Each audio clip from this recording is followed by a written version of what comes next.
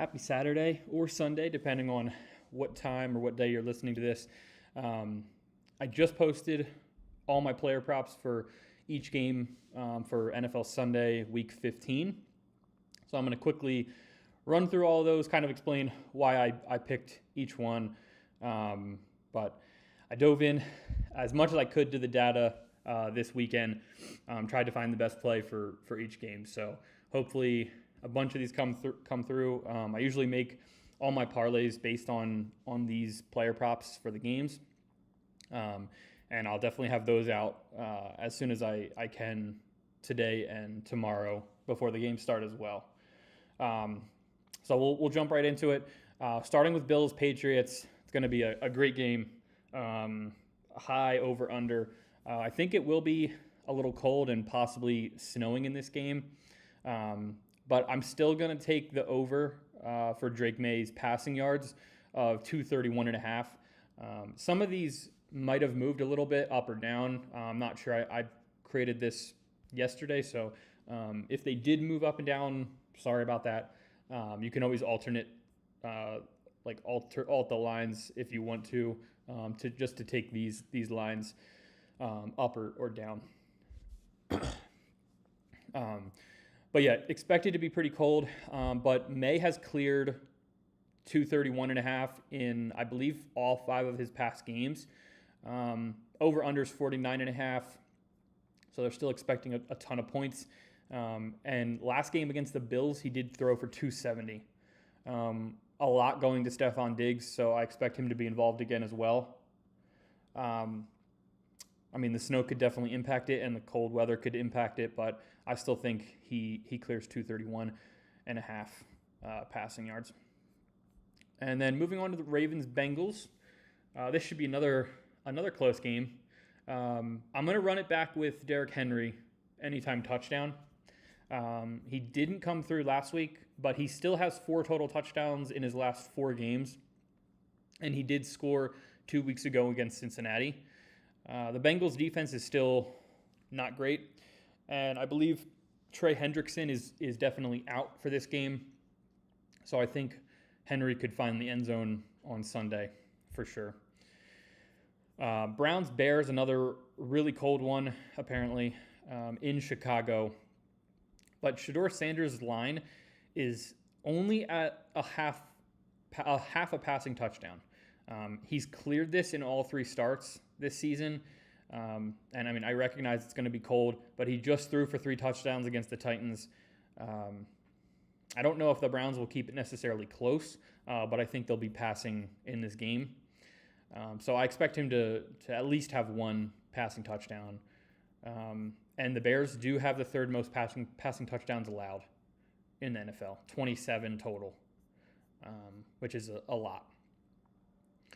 And then Cardinals-Texans, I'm going to go with Nico Collins over 76.5 receiving yards. Collins has hit this number in 4 of 5 previous games and is still facing a bottom half passing defense in the NFL. Cardinals rank 20th, and they're allowing about 224 passing yards per game. Now that's just passing yards in general to wide receivers, running backs, and tight ends. So not just to wide receivers, but 224 is still a lot. And I definitely expect the Texans to win this game. I think the spread's like 10.5. But I actually wouldn't be surprised if the Cardinals score a couple and keep it close. But I think Collins hits his over. He's been over 100 a few times in his past 5 games. I think it's a good matchup against the Cardinals too. And then Chargers-Chiefs. I believe it's in Kansas City. Probably will be cold, this one. Xavier Worthy's line, I kind of was not surprised just looking at how many receptions he gets and targets. But over his past 5 games, he's averaging 6 targets, and he does have 3 or more receptions in all 5 of those previous games. And I know the Chargers defense is pretty good, but I think this game's going to be pretty competitive. The Chiefs are still going to have to throw a decent amount, and I don't know, 3 just seems kind of low. So That's why I went with Xavier Worthy over 2.5. And he's hitting all 5 of his past 5 games, so can't really ask for much better than that. All right, moving on to Commanders-Giants. This game also probably will be pretty close. Two bottom teams right now in the NFL. Theo Johnson's over-under was 33.5. I believe it's ticked up to 35.5. So you can always bump this down a little bit. But the Commanders do allow one of the most, if not the most receiving yards to tight ends, 60 on average per game.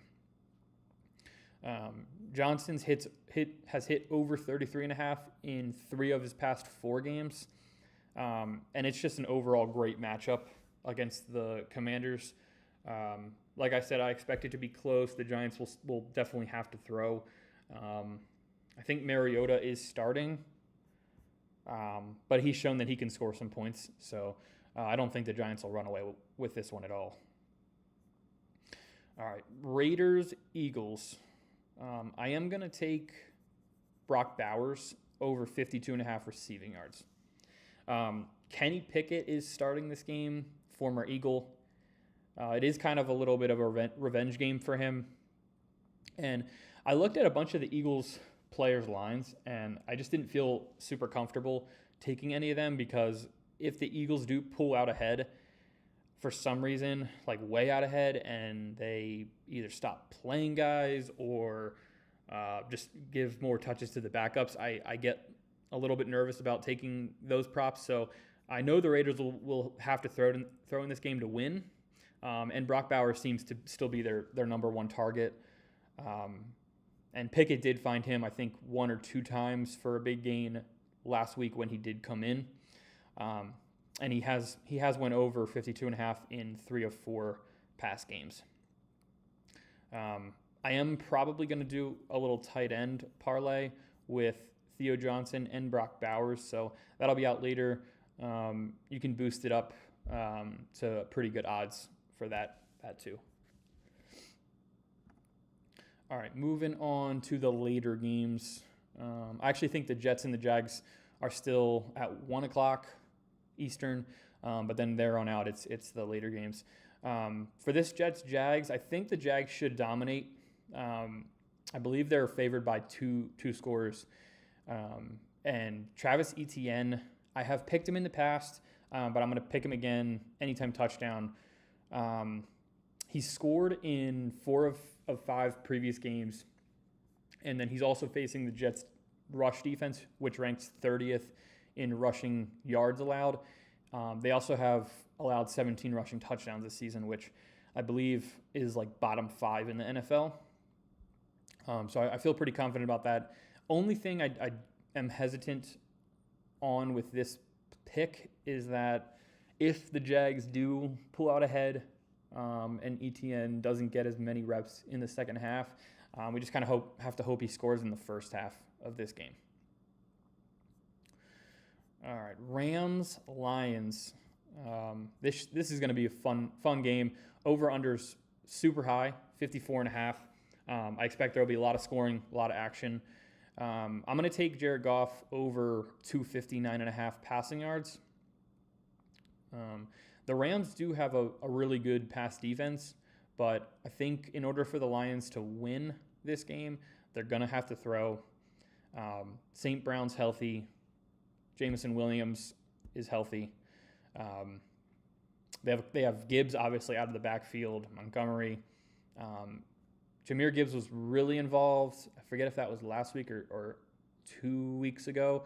Out of the backfield, he was really involved in the pass game. So I expect that to continue. I don't know. This just kind of seems a little bit low to me. So I'm going to take the over of 259.5 passing yards. And like I said, it could be a shootout. So I like that number. And then moving on to Packers-Broncos. Should be another tight, close game. I am going to go with Bo Nix under 1.5 passing touchdowns in this game. It's a super low over-under of 43.5, and I do expect the Packers to score and both teams to run the ball a lot. I'm sure it'll be cold in Denver, And Nix also has not had 2 or more passing touchdowns in any of his last 4 games. That's kind of surprising, but he has not had 2 passing touchdowns in any of those games. And he's also facing a pretty good Green Bay defense as far as against the pass. They rank 7th in yards. I'm not exactly sure where they rank in touchdowns, but overall they're a good pass defense. Colts, Seahawks. This is in Seattle. Phillip Rivers, I think, is confirmed starting for the Colts, and I believe the Seahawks are favored by a ton. At least yesterday they were favored by 14.5 points.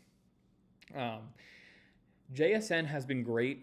The problem that I'm having with him is that, like, after the second half, he's either not being involved as much or he's just not. I don't know. Darnold's just not finding him, like, especially when they're up. They're running the ball with Charbonnet and Kenneth Walker. So I'm going to take over 48.5 first half receiving yards. I kind of got burned with JSN a couple weeks ago, taking the over of like 90 total. And he had like 80 in the first half and then didn't do anything in the second half. So I'm going to stick with first half receiving yards. I expect the Seahawks to go up big early, and then his involvement could definitely decrease in the second half. Another thing that is great for this play is that the Colts pass defense is not great. They rank 29th in yards allowed. So that's just another trend in JSN's favor. And then Panthers Saints, again in the late window. I'm going to go with Bryce Young under 197.5 passing yards. He actually has been playing pretty well, but the Saints, last time they played the Panthers, were pretty good against Bryce Young. They allowed him to only throw for 124 yards. They rank 6th best in pass yards allowed. And yeah, like I said here, they're actually surprisingly good against the Panthers. With Rico Dowdle and Chuba Hubbard both healthy, I think the Panthers try to just run the ball and kind of dominate on the ground. And I think overall they'll win the game against the Saints. They should win the game at least. But I like Bryce Young to go under the 197. All right, Titans, 49ers. This might be another blowout too. In San Francisco, McCaffrey anytime touchdown. It's not the best odds, but I think this will definitely come through. He has 7 total touchdowns in his last 5 games, which is crazy. And the Titans are also tied for the second most touchdowns rushing allowed, or rushing touchdowns allowed. So I think it's just an ideal spot for CMC. He's also used a lot out of the backfield too as a great check down option. So I expect him to find the end zone on Sunday. And then in the late game, it's Vikings-Cowboys. When looking at the over-under and the spread for this game, I think it was pretty tight. Like, Cowboys were only favored by like 3.5 points or maybe 2.5, which is kind of surprising. And there's a high over-under, I'm assuming because of Dallas. But I think this game could be interesting. I struggled to find a play, but I'm going to go with TJ Hawkinson over 2.5 receptions. He has cleared this in 3 or 4 past games, and it is a favorable matchup against the Dallas defense. They still rank last in passing defense, at least. So I think this is just a good matchup for Hawkinson and a low number, 2.5 receptions in this game. But that's going to be a fun one to watch. I'll probably have a parlay for that game as well, the Vikings-Cowboys, or maybe like a best bet for that game. Honestly, might just put out TJ Hawkinson over 2.5 receptions, just so I think that's a pretty good bet, and it's a low total. So I like him to clear that number. And that's going to do it for the player props for at least Week 15. All the Sunday games. Make sure to look out for both parlays. I'll have 2 out today, and then probably 1 or 2 out on Sunday as well, just to make sure everyone has time to get those in. But I really enjoy doing this, making this, and I hope this helps with all the parlays that I'm sure you guys are building and that I'm building as well. So have a great Saturday, and hopefully a bunch of these come through tomorrow